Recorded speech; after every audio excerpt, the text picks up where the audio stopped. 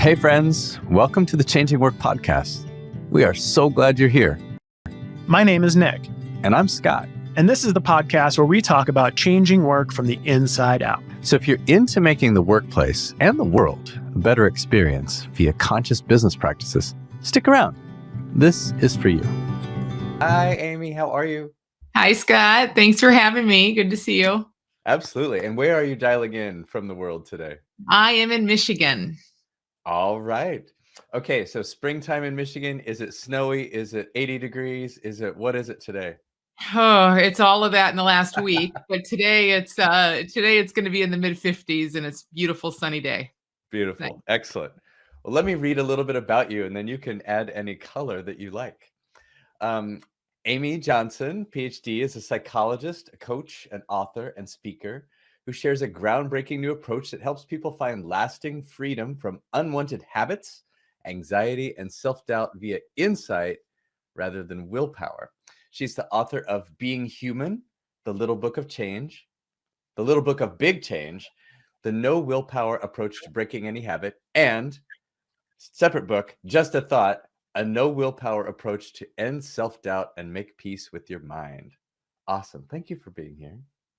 Yeah, thank you.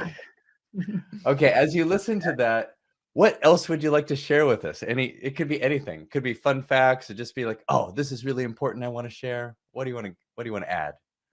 Wow. Well, I just caught the tail end of the last conversation and was loving that. I need to go back and tune into the whole thing. But I just think it's so amazing that we can look in the direction of like what's here beyond the appearance of things.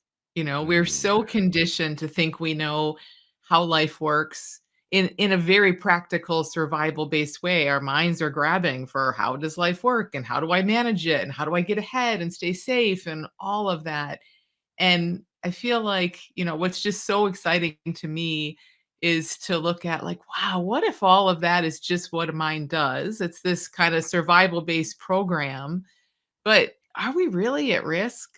Like, do we really need to manage our creativity and manage our lives quite so much? And so it's fascinating to, just see like what's happening here naturally that we aren't making happen because we know a lot is, but we're very focused just out of our own conditioning, I think, you know, to put ourselves in the center of it and to feel like we're making it all happen.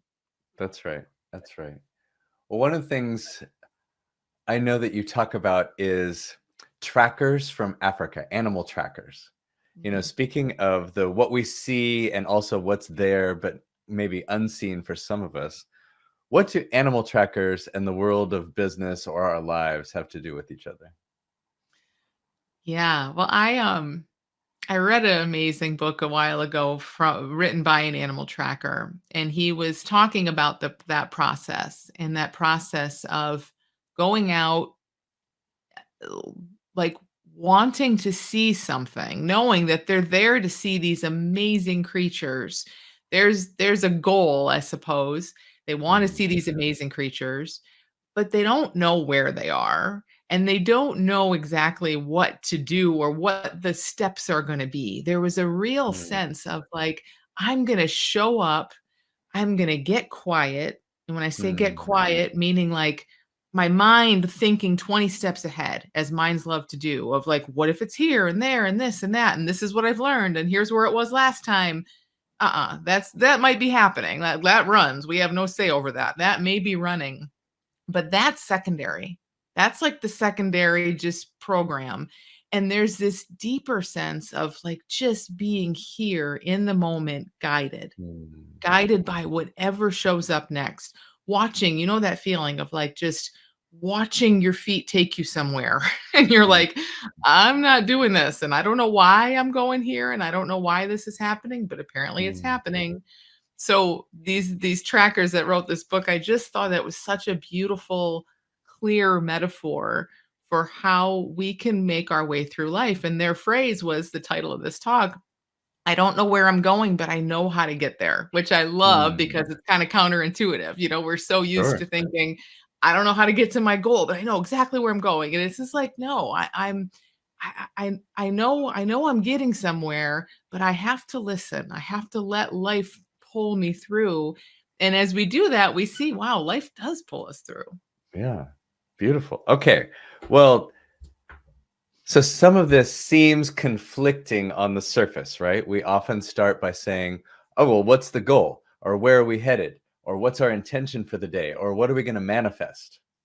And maybe there's a room for all this. And what I hear you saying is, well, actually, what do we want to just let happen? What is that inner guidance that's drawing me forward? So, pardon me, how do I balance these two ideas? And then how do I listen to that inner guidance?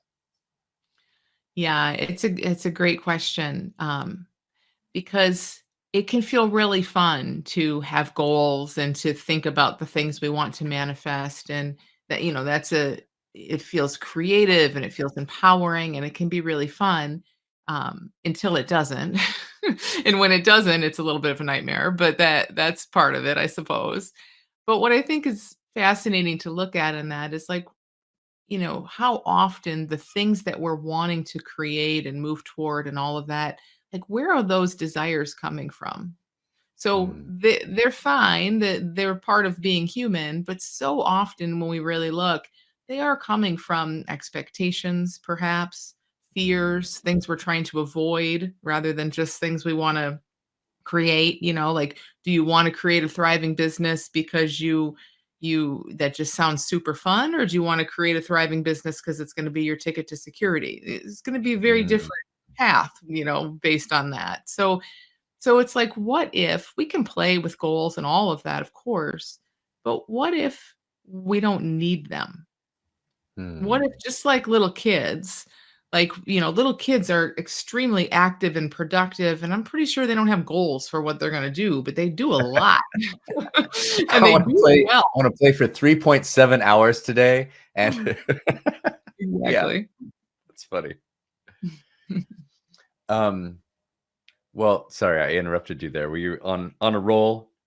No, no, no, no, it's good. Yeah, so just saying, like, yeah, like, what if we can watch how life is unfolding through us, as us, we can kind of be pulled along rather than out in front of it all the time. And I Mm, know when I first, probably 15 years ago, I would have thought, heck no, I don't, I want to be out in front of it. Like, that's what I'm mhm, here for. Like, give me empowerment and choice and mm. control. And I want to say what's going to happen. And Okay. sometimes, yeah, sometimes there's something in that, but it can be also really amazing to see, hey, what if I don't need that? And what if I can stay behind the energy of life? Hmm. And then, so what are we listening to if we're reorienting, not necessarily away from, but instead of fixating on goals and fixating on destination, and instead thinking about the next step, what is it we're listening to and how? Yeah. um, the words aren't going to really capture it, but I suppose Mm, I would say we're listening to life. Like, mm, and even to say we're listening to life is not really it. Like, we are life. Like, we mm, are nature. We are life itself.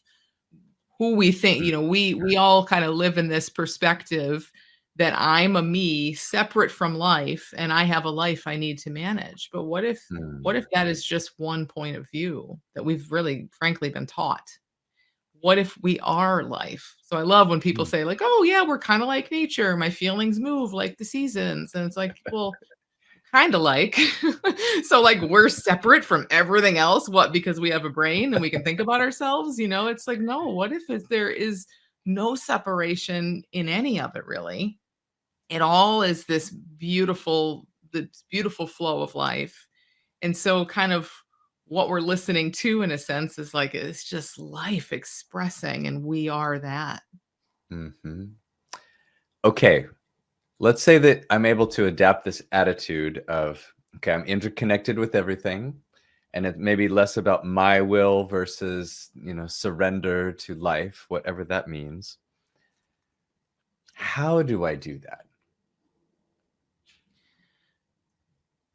I think the a good question is, like, what, or like just a way of looking at that is, like, what gets in the way of me doing that? Mhm. Because really, and again, this, you know, maybe we have to kind of just take this on faith or play with it. Like, don't believe what I'm saying, but check it out for yourselves. Mm. It looks to me like this just is the case, and there is no even doing it because it is what's already happening. So it's like Mm. what's already happening is thoughts and ideas and actions just spontaneously arising and playing out. And what if Mhm. that's what's really happening? But what it feels like is the mind is in here narrating everything, saying, "I did this, I did that. I think I'll do this thing later. Oh, yay, I made the right choice. Boo, I made the wrong choice. I'm no good." Like Mm. there's a narration, perhaps, and again, just see how this resonates for people listening. There's a narration that I think is more of an overlay, and really what Mm. is happening is life is just completely doing all of this. Like things seem to Mm. happen effortlessly and spontaneously. So if that's the case, the how do I do it is not is, it's like, well, it's being done. So maybe it's more that we can kind of notice that narration. We can notice Mm. how the mind loves to come in and make everything about us and take credit for everything and also take Mm. blame for a lot of things because you can't have the credit without the blame. And, like what if there are kind of two tracks here? There's life unfolding and then there's the mind talking about it. Hmm. So I'm thinking about, it feels like a very different way of thinking, right? Where we've had the end in mind, we're taking action towards that end in mind. And what I hear you saying is kind of a, surrender and let go and allow life. But there's this tendency to think about, okay, well, how do we know what good or bad is? How do we know if we're getting it right or wrong, if there is such a thing? How do we know if we're successful or not successful? Or is there such a thing? Yeah. Well, I mean, how can there really be right and wrong and success and lack of success? Because, and we can again all just check our direct experience for this. Like, how many times have you done something that looked like a massive failure in the moment, and then later you were so grateful that it turned out that way? How many Mm. times have you thought, "Oh my gosh, he did the wrong thing," and then you go talk with someone else and they're like, "No, he did the right thing." So, Mhm. like, clearly it has to be thought, has to be thought. And that's not to, thought's beautiful and helpful in a lot of practical ways, but, so it's not to, like, make thought the bad guy or completely negate it, but to kinda get that sense, I think, where we're pointing here, which is, like, all 8 billion of us live in our own thought created reality that's constantly changing. That's a lot going on. Like my Mhm. reality is massively different from yours in this moment. And both of our realities are constantly, constantly changing and probably Mhm. conflicting in lots of different ways. So just even that, I mean, it's a great thing to consider when we're feeling heavy and feeling like, did I do the right thing? Or what if I do the wrong Mhm. thing? Not that we won't have that experience. As humans, for sure, we have the experience of a me who does right and wrong, but like, even just to have a little flexibility in that, a little bit of seeing like, yeah, that's pretty subjective and extremely Mhm. temporary, extremely Mm. temporary. That's the good news too, right? When you do something wrong, those thoughts are gonna move. They're always moving and changing. So then, how do we define success in this way of being? Yeah, that's a good question. I don't know, and I wonder if we even have to. Hmm. Maybe the looking for and trying to define success, I don't know, is that necessary? Is it cause more problems and suffering than it does good? I Hmm. mean, what do we need this idea of success for? If life is unfolding, like how does the 2-year-old, define whether their day was successful or not? I don't think Yeah. they care. They had fun. Well, it feels like there's a code. We live by codes. I think that the code of living allows us to feel safe as humans. So if we Mhm. wake up every day and we follow this, it's like, well, I could just lay in bed all day, or I could be productive. I could say that mean thing to my friend because I feel like it, or I could be a quote good person and let bygones be bygones or whatever. So I'm wondering, in this way of thinking, what is the code of allowing life to just happen versus being a co-creator of life and you know working in harmony with it? Yeah, well, I'm not sure. To me, it feels like we are life. So we're the co-creators, I suppose, absolutely in harmony with it and letting it happen. Like kind of all Hmm. of those things, you know? Um, Okay. and yeah, well, go ahead. If we think about it, so let's think about it in a work environment. Okay. Our attendees are largely HR leaders and leaders, and they definitely live in a world where there are targets, there are goals, there are, company objectives. So how do we live this way in a world Mhm. that very much does have a results oriented view on things? Yeah. Um, yeah, and it kind of goes back to what you said a minute ago about, like we could just all skip work tomorrow and we could just all Hmm. do the mean thing or whatever. And I Hmm. think it's worth really kind of being curious about human nature. Like, is that what's natural to us being mean? Like just to use an extreme example, like blowing off a Sure. project or, being mean to someone. I don't think that's what's natural. Not that that isn't gonna happen. It does happen, absolutely, right? But I think it's a lot more likely to happen when we're struggling under these definitions of success and when we're very Mm, me-centered and when there's a lot of fear. mm, So, for me, what we're pointing to is the most practical, effective, efficient way, and we still follow the law, and we still show up at work, and in fact, mm, more so, we feel empowered to really give our best, not out of fear and expectation, but just out of a genuine wanting to kind of be here and do what feels right. mhm, So mhm, it feels to me like if we want to, yeah, like empower teams and help people feel good about themselves in their work and all of that, what we can kind of point to is like, hey, this is natural to you. That doesn't mean you mhm, do nothing, and it doesn't mean you just kind of follow every whim that shows up. But to help people see you don't have to struggle through every decision. You aren't making every decision the way your mind is telling you you are. You've mm, learned, you've made it this far, you're here because you wanna work and be a productive member of society, as I think is our nature.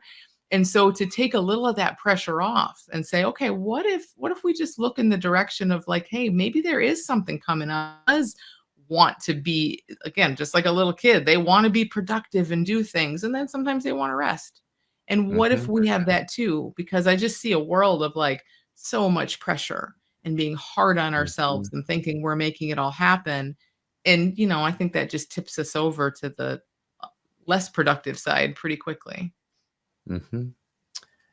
So I know that one of the things you do is you help people move away from unwanted habits, anxiety, and self-doubt via insight rather than willpower. Could you talk a little bit about what is the difference between insight and willpower, and how do we harness that?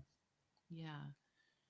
Um, it's really kind of what we've been looking at in terms of willpower. So, a lot of people I work with who have habits, for example, say someone's smoking and they want to stop smoking, they get really hard on themselves or they want to lose weight or whatever. They're all habits are the same in that way. We tend to just get really hard on ourselves. Like this is what I'm doing wrong. This is how it needs to be. And we all know how long New Year's resolutions last. And you decide you're going to do something and you push and fight and you kind of don't want to do it, but you want the outcome of it. And there's just a lot of struggle in there. And we can willpower our way through for a certain amount of time. I think the average time is like 2 weeks or 2.5 weeks or something for a New Year's resolution.